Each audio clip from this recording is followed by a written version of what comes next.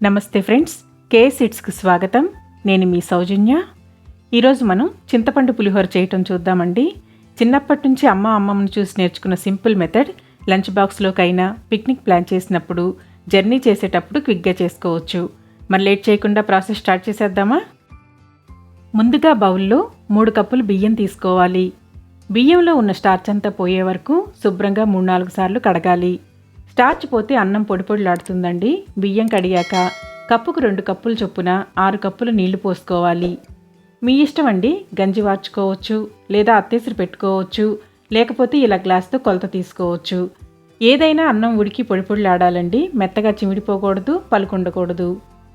Rice కుక్కర్లో అయితే అన్నం పొడిలాడుతూ బాగొస్తుందని కుక్కర్లో వండుతున్నానండి. అన్నం వండాక వెడల్పుగా ఉన్న ప్లేట్లో ఆరబెట్టాలి. అన్నాన్ని ఆరబెడితే మెతుకు అంటుకోకుండా విడివిడిగా పొడిలాడుతుంది. ఇప్పుడు పాత్రలో 60 ml నూనె వేసి వేడి చేయాలి. నేను ఇక్కడ నువ్వుల నూనె తీసుకున్నానండి. నువ్వుల నూనెతో పులిహోర చాలా రుచిగా ఉంటుంది. నూనె వేడయ్యాక గుప్పెడు వేరుశెనగ గుండ్లు వేసుకోవాలి. వేరుశెనగ గుండ్లు వేగటానికి ఎక్కువ టైం పడుతుందండి. ముందు వేరుశెనగ గుండ్లు వేసుకోవాలి. అవి కొద్దిగా వేగిన తర్వాత గుప్పెడు పచ్చిశనగపప్పు వేసుకోవాలి. పప్పులు పులుసుతో ఉడుకుతాయి కాబట్టి పూర్తిగా వేగాల్సిన అవసరం లేదండి. ఇప్పుడు ఇందులో 1 స్పూన్ ఆవాలు వేసుకోవాలి. అలాగే 1 స్పూన్ జీలకర్ర వేసుకోవాలి. పప్పులు ఇంతే వేసుకోవాలని కొలతేమీ లేదండి. మీరు ఇష్టపడి తినేదాన్ని బట్టి ఎక్కువ వేసుకోవచ్చు, లేదా తక్కువ వేసుకోవచ్చు. ఆవాలు మాత్రం స్పూన్ వేసుకుంటే సరిపోతుంది. 3 ఎండుమిరపకాయలు వేసుకోవాలి. అలాగే 2 రెమ్మల కరివేపాకు వేసుకోవాలి. ఎండుమిరపకాయలు పులిహోరతో తినేవాళ్ళైతే ఇంకా ఎక్కువే వేసుకోవచ్చండి. 1/2 టీ స్పూన్ ఇంగువ వేసుకోవాలి. పులుసుకు ఇంగువ తగిలితే పులిహోర కమ్మగా ఉంటుంది. తాలింపులో ఇంగువ వేస్తే పులుపుకి బాగా పడుతుందండి. 1 టేబుల్ స్పూన్ పసుపు వేసుకోవాలి. రుచికి సరిపడా ఉప్పు వేసుకోవాలి.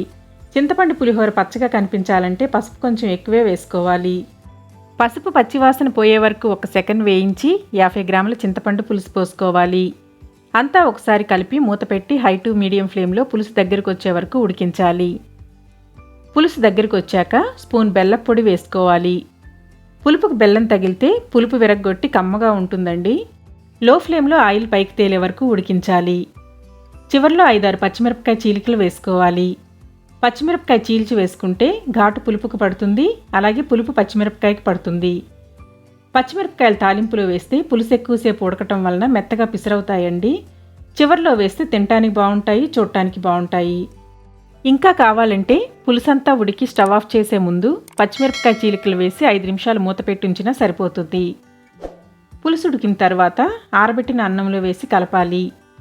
పులుసంతా అన్నంతో కలిసాక ఉప్పు చెక్ చేసుకోవాలండి. చాలకపోతే ఇంకొంచెం యాడ్ చేసుకోవచ్చు. పులుసు వేడిగానే ఉంటుంది కాబట్టి ఉప్పు ఈజీగా కరిగిపోతుంది.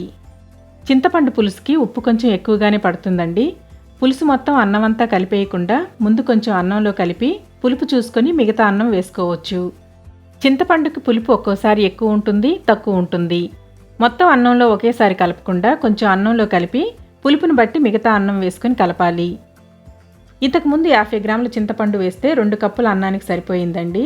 ఇప్పుడు 3 కప్పుల రైస్ పట్టింది. పులుపంతా అన్నంతో కలిసిన తరువాత అన్నాన్ని అదింపెట్టి 2 గంటలు పక్కనుంచాలి. 2 గంటలు పక్కనుంచితే పులుపు అన్నానికి బాగా పడుతుంది. ఉదయాన్నే హడావిడి లేకుండా లంచ్ బాక్స్లోకి ఈజీగా చేసుకోవచ్చు. 2 గంటల తరువాత ఏదైనా చిప్స్తో సర్వ్ చేస్తే చాలా రుచిగా ఉంటుంది. అసలు అందులో ఉన్న మిరపకాయలు చాలండి, పులుపు కారం తగులుతూ టేస్ట్ అద్దిరిపోతుంది. వీడియో నచ్చిందా అండి? నచ్చితే లైక్ చేసి తెలిసిన వారందరికీ షేర్ చేసి సపోర్ట్ చేయండి ఫ్రెండ్స్. ఇంకా సబ్స్క్రైబ్ చేయకపోతే ప్లీజ్ సబ్స్క్రైబ్ చేసి పక్కన ఉన్న బెల్ని ప్రెస్ చేసి ఆల్ని సెలెక్ట్ చేయండి. నేను పోస్ట్ చేసే ప్రతి వీడియో నోటిఫికేషన్ మీకు రెగ్యులర్గా వస్తుంది. Thank you for watching.